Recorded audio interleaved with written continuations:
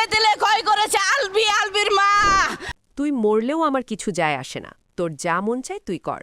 মায়ের প্ররোচনায় ছোট পর্দার দর্শকপ্রিয় অভিনেতা জাহের আলভি প্রায়ই স্ত্রীকে এমন উস্কানিমূলক কথাবার্তা বলতেন। আলভির এমন উস্কানিমূলক কথাবার্তায় প্ররোচিত হয়ে তার স্ত্রী আফরা ইবনাত ইকরা আত্মহত্যার পথ বেছে নিয়েছেন বলে অভিযোগ উঠেছে। রোববার মৃত ইকরার পিতা কবির হায়াত খান রাজধানীর পল্লবী থানায় একটি আত্মহত্যা প্ররোচনার মামলা করেন। মামলার আসামিরা হলেন অভিনেতা নিয়ামতুল্লাহ ভুইয়া ওরফে জাহের আলভি ও তার মা নাসরিন সুলতানা শিউলি।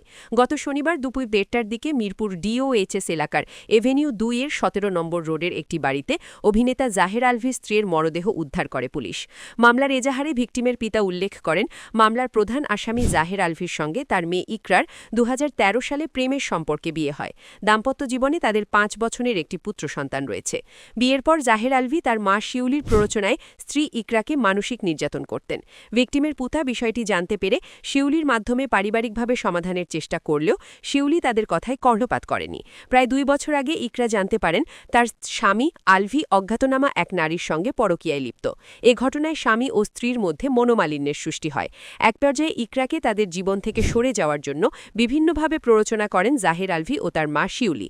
এমনকি ভিকটিমকে গালিগালাজ, অপমান ও বিভিন্ন ধরনের উস্কানিমূলক কথাবার্তা বলে তাকে মানসিকভাবে বিপর্যস্ত করেন। আলভি তার স্ত্রীকে প্রায়ই বলতেন, তুই মরলেও আমার কিছু যায় আসে না, তোর যা মন চায় তুই কর। এক পর্যায়ে মামলার আসামিদের অপমান, অবহেলা ও উস্কানিমূলক কথাবার্তা সহ্য করতে না পেরে আত্মহত্যার পথ বেছে নেন ইকরা। পল্লবী থানার ওসি AK M আলমগীর জাহান বলেন, আত্মহত্যার প্ররোচনার অভিযোগে মামলা হয়েছে, আসামিরা পলাতক।